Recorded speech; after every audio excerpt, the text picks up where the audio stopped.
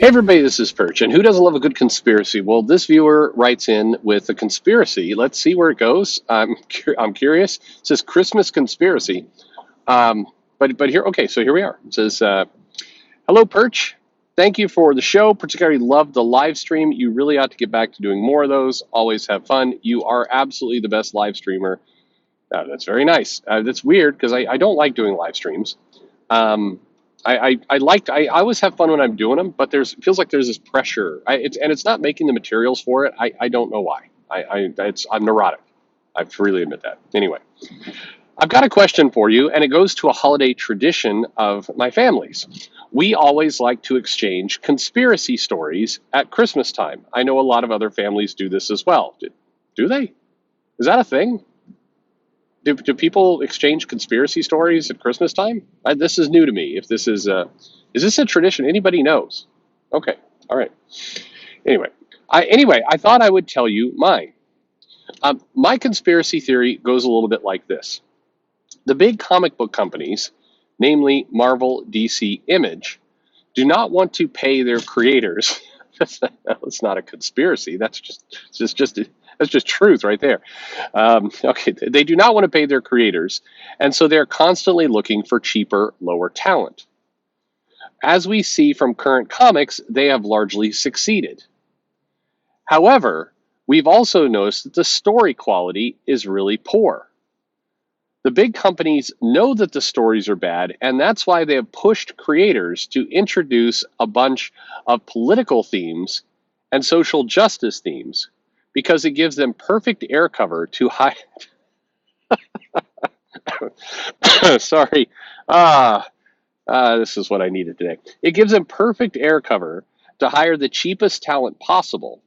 It's a brilliant stroke, in my opinion, because the creators they hire feel like they're fighting, quote, the good fight, unquote. The people who want to support those creators angrily take to social media to call these terrible stories good, and the people who recognize that the stories are bad get so hung up in talking about the SJW aspects of this that nobody actually talks about the shitty quality of the books. I'm not sure that last one's entirely true, but I catch your point.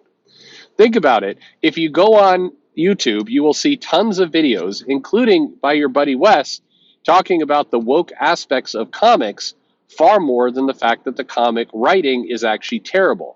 This is all a big plan of the comic companies because it serves their needs to actually get comics done for cheap, and everybody gets to argue while no one is blaming the publishers. Again, I'm not sure about that one.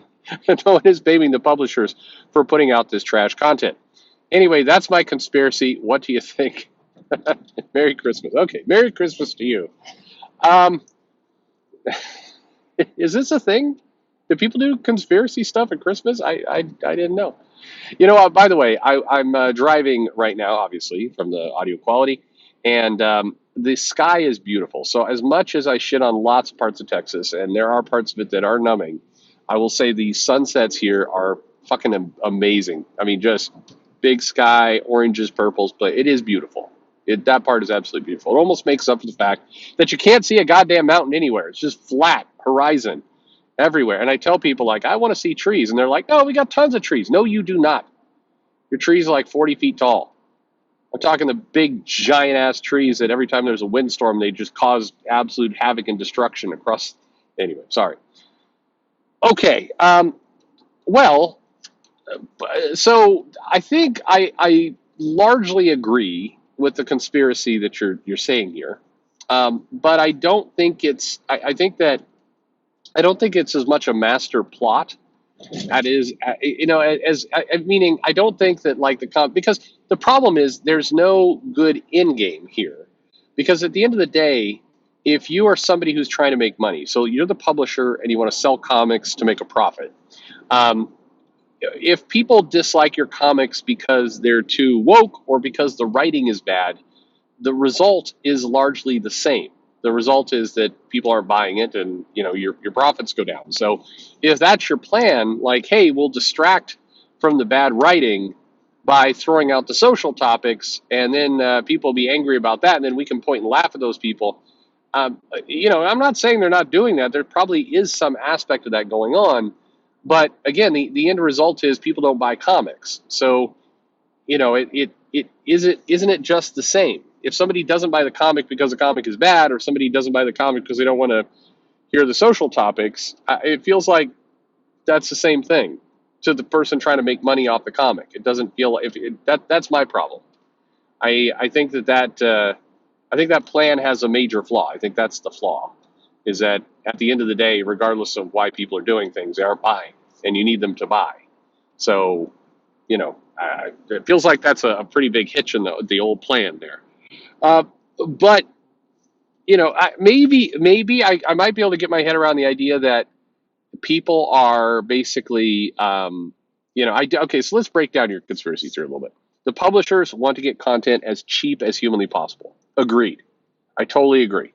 I do not believe that this is a bespoke craft business where the artisans in charge of the company are trying to very carefully and meticulously get the highest quality output and are willing to pay top dollar in order to get good stuff. No, I think they run the math to say, let's find cheap talent, generally overseas. Let's pay them very little money. By the way, as an aside, how are the publishers getting away with not getting more criticism for that?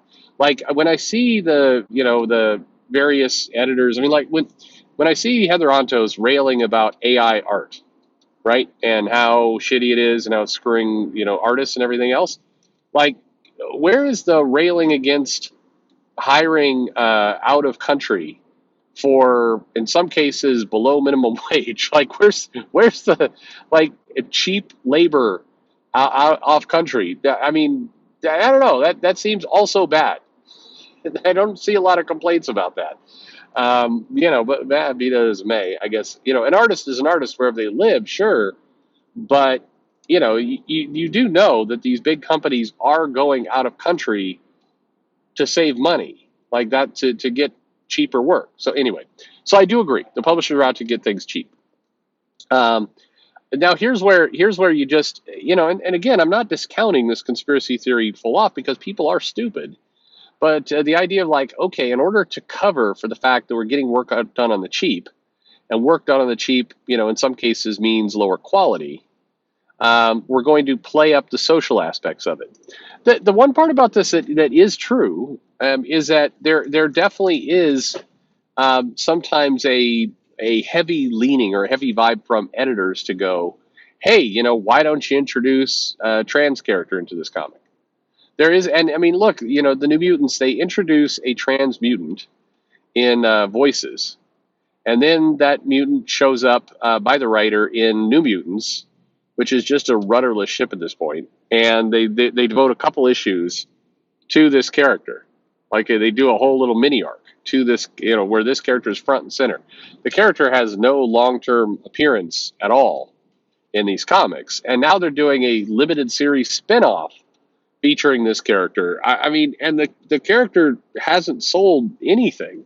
It's baffling. But anyway, so if editors are sending a message of like, hey, we want these elements played up in the comics, okay, so fair enough. So that okay, so that if that's happening, but is it are they doing that in an attempt to disguise the fact they're paying low? That's where that's where your conspiracy theory. That's where I'm struggling with it a little bit, because that would require a level of kind of three-dimensional chess of like, hey, we'll trick people into not noticing the quality sucks by shoving a bunch of social agendas into the comic. It's like, I mean, that's not me saying they're not shoving social agendas in the comic. I just said that does happen, but to hide bad quality because you're trying to get it done on the cheap, I don't know. I can't wrap my head around that.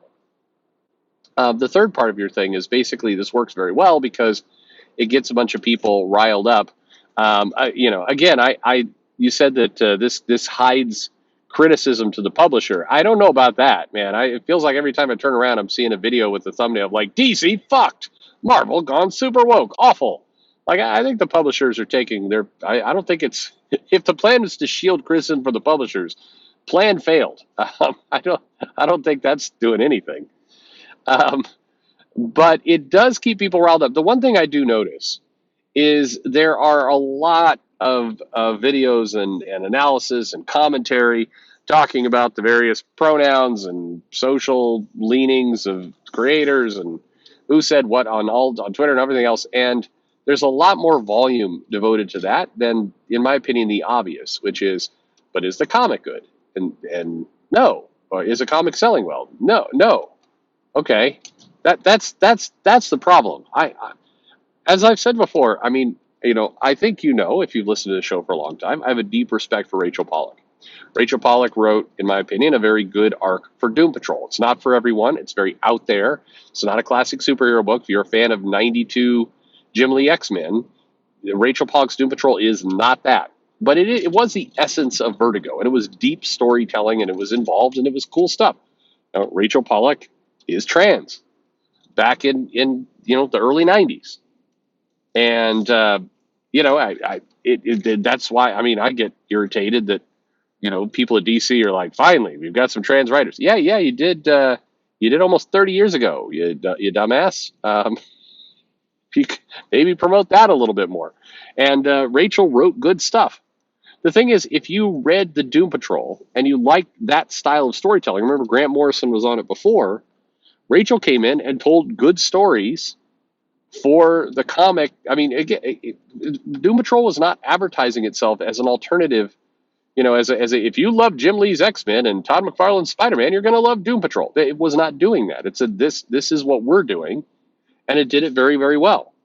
And so I didn't see a lot of people talking about trans agendas or any of that kind of stuff when Rachel Pollack was doing the comic, because the comic was good. If the comic is good, people seem to be happy. Some people won't, but the vast majority will. Is comic good? If equals yes, everybody happy. That's the world working as it should. And so I do think there's a little bit of an element of people are talking a lot about the social elements, and we've kind of forgotten about it. But is it good? I mean, the answer is generally it's not. So it's easy to forget about it. But anyway, there you go. Is that really a thing though? Christmas conspiracy storytelling. Okay. Anyway, let me know if this is a thing in the comments below, and maybe this guy maybe this guy knows what he's talking about and has a better idea of what's going on, and I'm not thinking about it the right way. Let me know that too. Thanks for listening.